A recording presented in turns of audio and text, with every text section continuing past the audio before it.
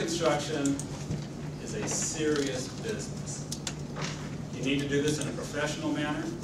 It is not something that you can take lightly, because the amount of money that you spend on home remodel and new construction is just staggering. The pricing out there today is anywhere from $150 to $300 per square foot. I say that you can actually do it for $100 a square foot or less.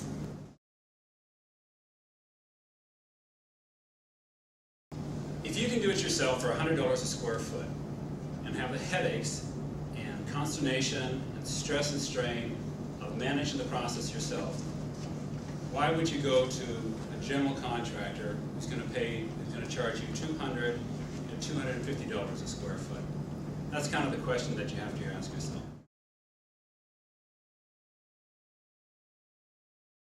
You don't have to know everything about framing. You don't have to know everything about electrical and plumbing and stuff like that. That's why you hire a contractor. But what I'm recommending is that you eliminate the general contractor, the person that goes ahead and puts the whole thing together, and you do that process. But why would the homeowner want to do that? Well, I say that the main reason is actually have less stress if you manage it yourself. But you're going to be less stressed out having paid $50,000 to somebody who is supposed to show up on Monday morning and doesn't show up. And then you can have a hard time getting in there. Maybe it's a project that should take 2 months, and it ends up taking 6 months.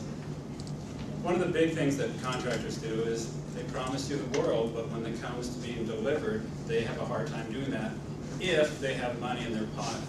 Yes? I was going to say, but the average person, like myself, you work at 85, so, I mean... You don't have to be there full time, but why not have them do the work first, get it bought off by the building inspector, and then you pay them. There's a myth out there that you will have a hard time finding good contractors. I don't know if anybody has heard that, but I heard that continuously from everyone, that you're not going to find good contractors. Good contractors aren't going to work for you. They're all working for the general contractors. Well, I found plenty of really good contractors. It's a myth that it's hard to find contractors, subcontractors. When I say contractors, I really mean subcontractors, okay? And the reason that it's a myth is because there are just so many of them out there. There are tons of contractors. Every year, we get a new crop of young men leaving high school without their degree. Where do they go to work? They go to work in the home construction industry because they can make good money there. And their skills are not too good, but they get training from the other people they're working with, and they bring them up to speed. And after a little while, after a few years, these young men don't want to be working for somebody else, and they want to start working for themselves. And you're going to find that the general contractors are always having a difficult time finding people to stay working for them, because they all want to go out there and make the big money. The general contractors are paying the people that they have on their payroll $10 to $15 an hour. It's the rare person out there working for a general contractor, or even the contractors, the subcontractors, that's making $20 an hour. It's just not. This is a low-wage industry. Yet they charge you $80 an hour for them to come onto your project. So why not hire these young men away from the people who actually are paying them poorly? Hire them yourselves. Well, where do you find them? Well, most contractors do moonlight. I hire people, a lot of times, that have a full-time job. They come and work for me in the evenings and weekends. They typically, in construction, they start at 5, 6 o'clock in the morning, and they get off at 2:30 in the afternoon. And they can work till 8 o'clock at night. They're just like everybody else. They need the money. But you say, why would I hire those people? Well, why not hire them? They're the ones that are doing the quality work for the subcontractors and the general contractors.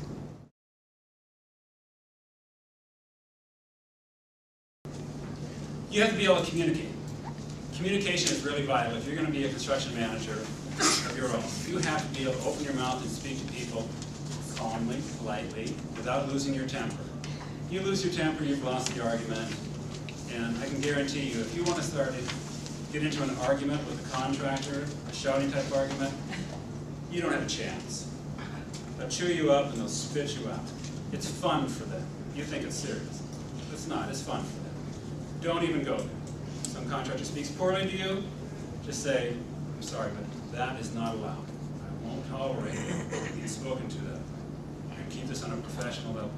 Don't step across the line and call them names like that. They're just hoping to release tension so they can go home at night and feel relaxed and good.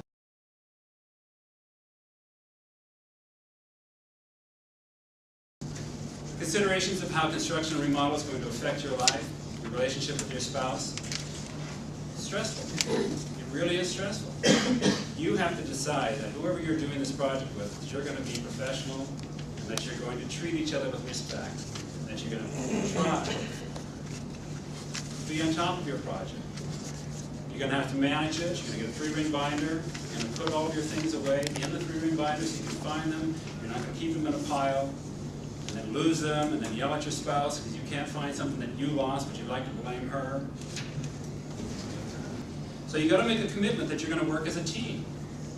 And when you come out of this process and you've actually built your house for a really reasonable price, $100 a square foot, plus or minus 5 or 10, you're going to have a reason to be really proud of yourself. And as long as you haven't actually been fighting the whole way through, you're going to come out of this with a relationship that's stronger than when you went in. Don't be those people out there who end up getting divorced over remodel. It happens a lot. It really does. It's just really sad. But the other thing is that you will wound each other during the process. Everybody likes to blame somebody else. Well, no, I take that back.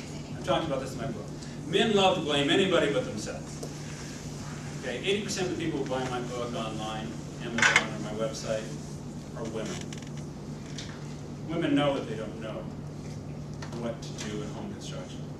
Men think that, hey, I'm a guy, I know how this works. They don't need any information. And they're the ones that get into trouble. You've got to select one person to be the final decision maker. And I always recommend that it's the woman. And the reason for that is because most of the contractors out there are men. And one way that contractors help convince men to, the men homeowners, to actually do things on the project that are in the best interest of the contractor, but not in the best interest of the project. They get chummy, they talk about sports, they try to build up a relationship.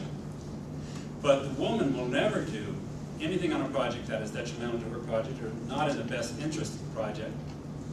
And that's why I like the woman to be the final decision maker. So maybe the front man with the contractor is the husband. The contractor comes up with an idea, the husband has to go and get the okay from the wife. And by explaining it, it's not in the best interest of the project, the wife will pop this bubble of insanity that is placed around the head of the man. It happens a lot. It happened to me.